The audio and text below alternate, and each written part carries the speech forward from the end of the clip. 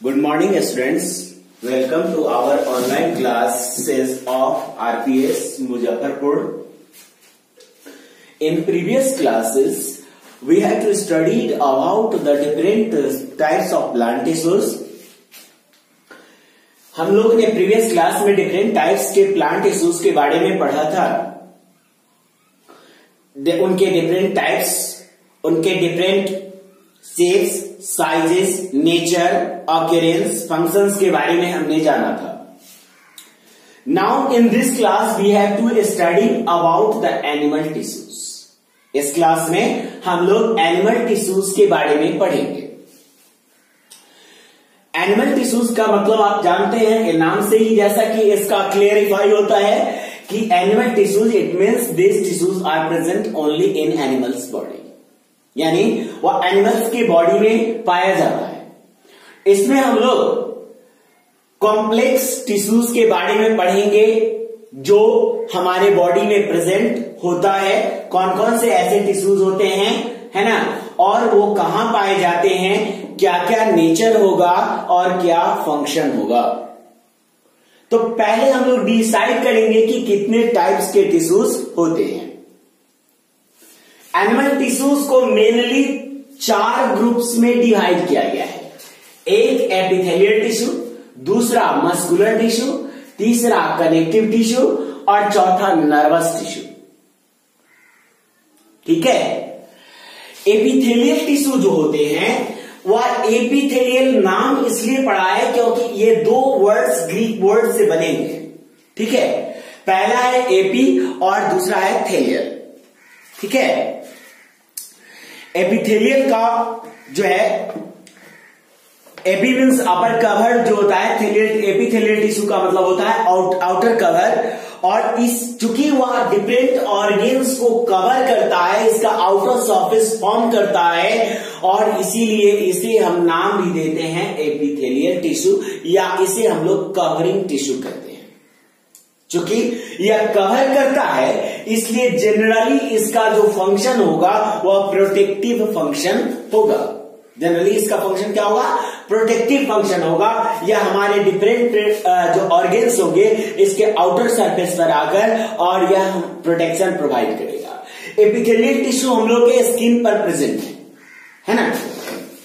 यह स्किन हमारे बॉडी को देख रहे हैं, कवर कर रहा है. यह हमारे डिफरेंट इन्वायरमेंटल और क्लाइमेटिक कंडीशन से हमारे बॉडी को प्रोटेक्ट कर रहा है, यानी अंडरलाइंग ऑर्गेन्स को प्रोटेक्ट कर रहा है. उसी तरह से अदर ऑर्गेन्स का भी अगर एपिथेलियल टिश्यू होगा तो वह भी उसको डिफरेंट कंडीशंस से प्रोटेक्ट करने का काम करेगा. एपिथेलियल टिश्यूज को कुछ अदर डिफरेंट बेसिस पर डिवाइड किया गया है.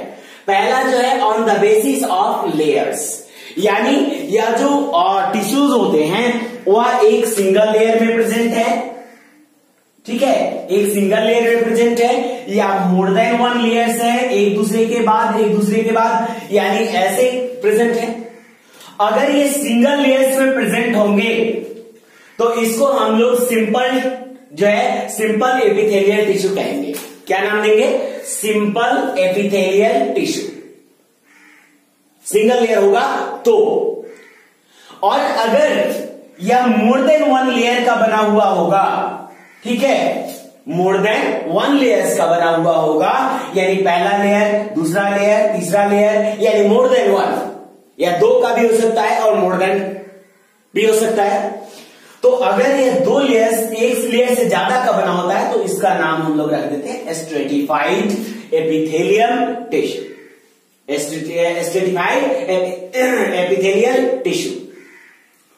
Now the next term of epithelial tissue, next basis is that the shape of the cell, यानी सेल के शेप के आधार पे एपिथेलियल टिश्यूज को कितने टाइप्स में बांटा गया है. इसके 3 मेन टाइप्स होते हैं. एक स्क्वामस, दूसरा क्यूबॉइडल और तीसरा कॉलुमनर. अब सबसे पहले हम लोग देखेंगे कि स्क्वामस किसको कहते हैं. कहता है कि अगर यह 3 जर्मेटिक और हेक्सागोनल शेप में प्रेजेंट होता है. हेक्सागोनल आप लोग जानते हैं, इस तरह के टिश्यूज जब होते, इस तरह के सेल्स से बना हुआ जो टिश्यू होता है that is known as squamous epithelium. यानी ऐसे टिश्यू जो है वह कौन सा एपिथेलियम कहलाएंगे? स्क्वामस एपिथेलियल टिश्यू कहलाएंगे। अगर हेक्सागोनल्स स्ट्रक्चर में आपस में जुड़कर और वह एक लेयर को फॉर्म करते हैं, जर्मेटिक लेयर को फॉर्म करते हैं, then it is called squamous epithelium. ठीक है स्टूडेंट्स, तो ये हो गया स्क्वामस। दूसरा जो होगा शेप उसका होगा क्यूबॉइडल। आप लोग क्यूबॉइड को जानते हैं, मैथमेटिक्स में आपने पढ़ा होगा कि क्यूबॉइड किसको कहते हैं। ठीक है, तो अगर वो क्यूबॉइडल शेप में है, क्यूबॉइडल शेप लाइक दिस,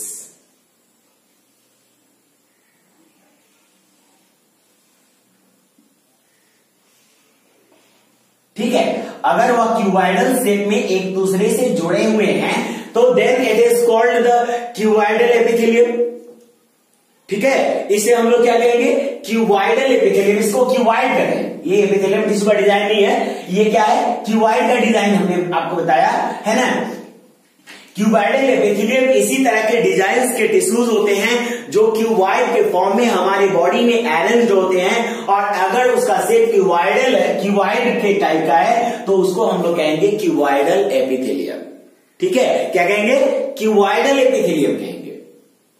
अगर उसका शेप फिर दूसरा हो जाता है, कोई दूसरे शेप में हो जाता है, जैसे कि यह कॉलम के शेप में हो जाता है, कॉलम यानी सिलेंडर के शेप में। सिलेंडर आप लोग जानते हैं, इस तरह के शेप में।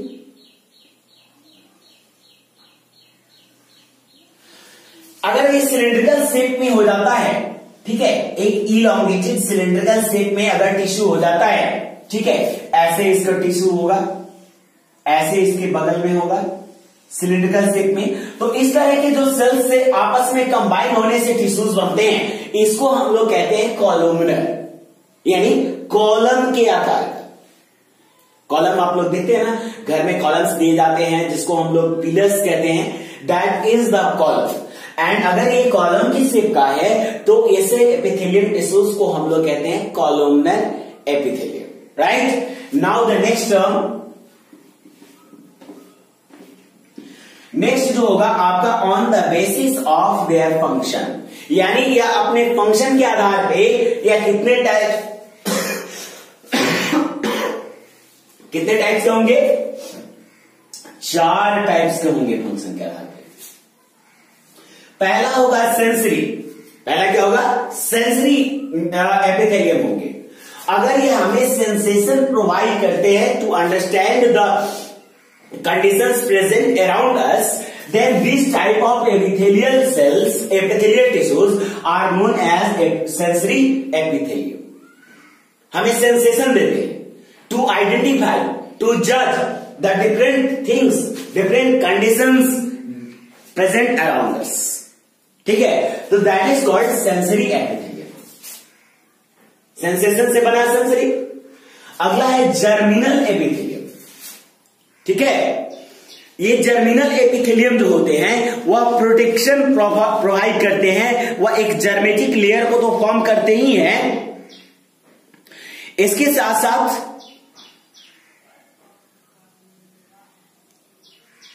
जो है वह जर्मिनल लेयर्स अगर फॉर्म करते हैं, प्रोटेक्टिव फंक्शन को परफॉर्म करते हैं, तो इसको हम लोग जर्मिनल एपिथेलियम कहते हैं। ठीक है, अगला है सिलिएटेड। कुछ एपिथेलियम टिश्यूज ऐसे होते हैं, लुक एट दिस, कि इसके अपर सरफेस पर हेयर लाइक प्रोजेक्शंस प्रेजेंट होते हैं। ठीक है, ये बहुत सारे सेल्स होंगे इसके, ठीक है, बहुत सारे इसके सेल्स होंगे, और इसके ऊपर अगर सीलिया प्रेजेंट होगा, ठीक है, तो इसी सीलिया के प्रेजेंट के कारण इस एपिथेलियल टिश्यू को हम लोग एपिथेलियल टिश्यू कहते हैं। ऐसे टिश्यूज ऐसे ऑर्गन्स में होते हैं जहां पर उसके द्वारा प्रोवाइड किए गए सब्सटेंस को यूनिडायरेक्शनली मूव करना होता है, लाइक ब्रूम, यानी झाड़ू। हम लोग झाड़ू मारते नहीं, घर में जो कचरा होता है उसको यूनिडायरेक्शनली मूव करने के लिए, तो ये भी एक ब्रूम यानी झाड़ू की तरह वर्क करता है ना। और इसके सीलियाज, इसके ब्रेजल्स होते हैं, तो इसके ब्रेजल्स के यूनिडायरेक्शनली मूव करते हैं नहीं, तो इसीलिए इसका नाम हो गया सिलिएटेड एपिथेलियम। सीलिया के प्रेजेंस के कारण क्या हो गया? सिलिएटेड एपिथेलियम हो गया। ज्यादातर आपको रेस्पिरेटरी ऑर्गन में ब्रोंकस यानी विंड पाइप में प्रेजेंट होगा, ताकि इसमें अनवांटेड सब्सटेंसेस ना जाए, और अगर एंटर कर भी जाते हैं गलती से तो वह उनको ब्रश आउट कर देता है, ब्रश आउट करता है ना। आप लोग गलती से पानी पीते हैं और पानी जो है आपके जो फूड पाइप है उसमें जाने के बजाय अगर विंड पाइप में चला जाए, फूड जो है वह फूड पाइप के बजाय विंड पाइप में चला जाए तो रिएक्शन होता है ना। तो इसी को यही प्रोसेस परफॉर्म करता है हमारा सिलिएटेड एपिथेलियम। कुछ अन्य ऑर्गन्स के अंदर भी पाया जाता है, जैसे कि आपको जो है डक्ट ग्लैंड्स में आपको ओविडक्ट होते हैं, स्पर्म डक्ट्स होते हैं। तो इन सभी ऑर्गन्स में जो एपिथेलियम टिश्यू है वह सिलिएटेड होता है, ताकि स्पर्म्स को या ओवा को यूनिडायरेक्शनली मूव किया जा सके। ठीक है, नेक्स्ट है आपका सिलिएटेड एपिथेलियम के बाद है गैलेंडुलर एपिथेलियम। यानी अगर यह कुछ एंजाइम्स या हार्मोन्स सेक्रीट करता है, यानी अगर इसका फंक्शन सेक्रेटरी हो जाता है, सेक्रीट करने का काम करता है केमिकल्स का, then it is known as gland and this type of tissue is known as glandular tissue, glandular epithelium. जैसे स्टमक का एपिथेलियम है तो वह गैलेंडुलर है, गैस्ट्रिक ग्लैंड्स है, म्यूकस ग्लैंड्स है, गैस्ट्रिक ग्लैंड गैस्ट्रिक जूस को प्रोड्यूस करेगा, म्यूकस को प्रोड्यूस करेगा, और इस तरह वह चूंकि सेक्रेटरी फंक्शन को ऑब्टेन कर लेते हैं, इसलिए उसको कहा जाता है गैलेंडुलर एपिथेलियम। राइट, नेक्स्ट है आपका मस्कुलर टिश्यू। आप लोग जानते हैं कि हमारे बॉडी को मूव करने के लिए मसल्स का होना बहुत जरूरी होता है। ठीक है, मसल्स क्या है कि हमारे बॉडी में मसल्स जो है वह एक इलास्टिक टिश्यू होते हैं, यानी उसमें एक्सपैंड करने की और सिकुड़ने की, यानी फैलने और सिकुड़ने की कैपेबिलिटी होती है। Expansion and contraction, expansion and contraction. इस तरह से उसके में एक्सपेंशन और कॉन्ट्रैक्शन यानी इलास्टिसिटी होती है, तो इसी से वो मूव कराते हैं। लेकिन यहां पर एक खास देखिएगा, ध्यान दीजिएगा कि हमारे मसल सेल्स जो है उसमें एक एक्सपैंड करेगा तो दूसरा कॉन्ट्रैक्टाइल करेगा, यानी एक मसल टिश्यू जो है वो हमारे हैंड को इस तरफ अगर बेंड करते हैं तो इसको सीधा करने के लिए दूसरे मसल टिश्यू रेस्पॉन्सिबल होते हैं। ठीक है, ऐसा नहीं कि एक ही मसल टिश्यू जो है वो हमारे हैंड को जो है फॉरवर्ड एंड बैकवर्ड मूव करेंगे। तो चलिए, ये सारे मसल्स जो है वो आपस में मिलकर हमारे बॉडी में डिफरेंट मोशन, डिफरेंट मूवमेंट को परफॉर्म करेंगे। इसमें जो स्ट्रैटेड मसल्स होते हैं, ठीक है ना, मतलब 3 तरह के मसल हो गए, एक स्ट्रैटेड हो गया, दूसरा नॉन स्ट्रैटेड हो गया, और तीसरा कार्डियक हो गया। ठीक है ना, स्ट्रैटेड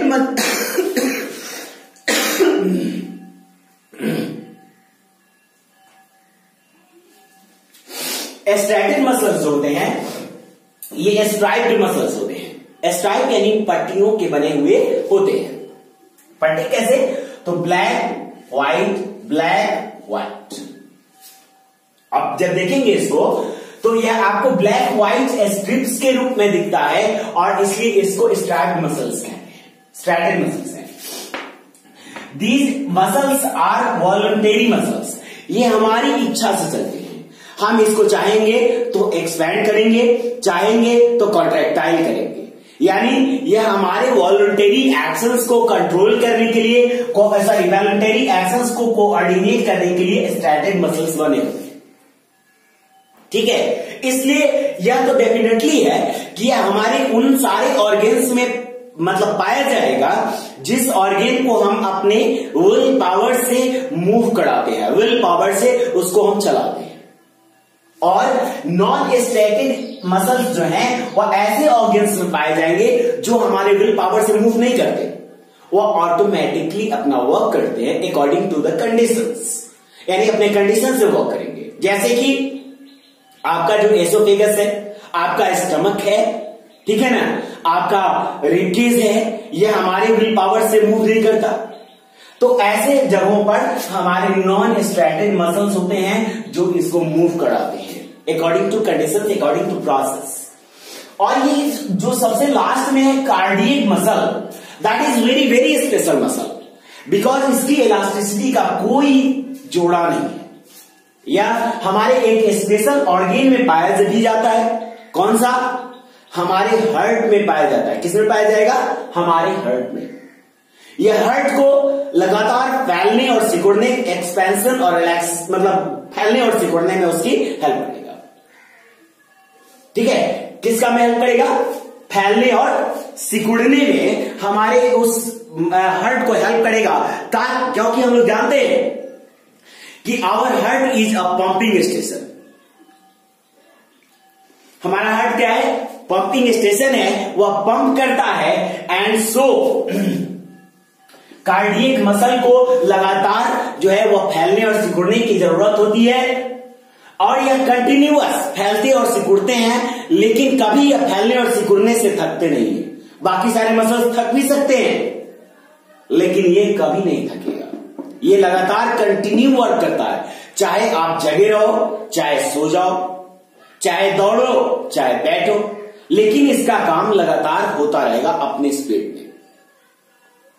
ठीक है friends, now the next term is connective tissue. जैसा कि नेम से ही एकदम एक्सप्रेस्ड होता है कि कनेक्टिव टिश्यू ऐसे टिश्यूज होते हैं जो डेफिनेटली कनेक्ट करने का काम करेंगे। क्या काम करेंगे?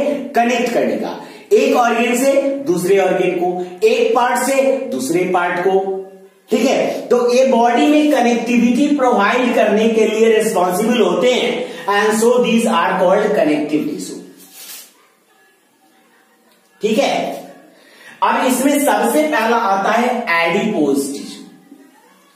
इसका नाम एडिपोज इसलिए पड़ा है क्योंकि इसमें जो सेल्स होते हैं, इसके अंदर जो है वो एडिपोसाइट्स नाम का सब्सटेंस पाया जाता है, और इसी एडिपोसाइट्स के प्रेजेंस के कारण इसका नाम रख दिया गया एडिपोज टिश्यू। यह जो है डिफरेंट ऑर्गन्स के बीच के एम्प्टी स्पेस को फुलफिल करने का काम करता है, और उसके साथ वहां पर अगर रिक्वायरमेंट हो तो वह एनर्जी भी प्रोवाइड करेगा।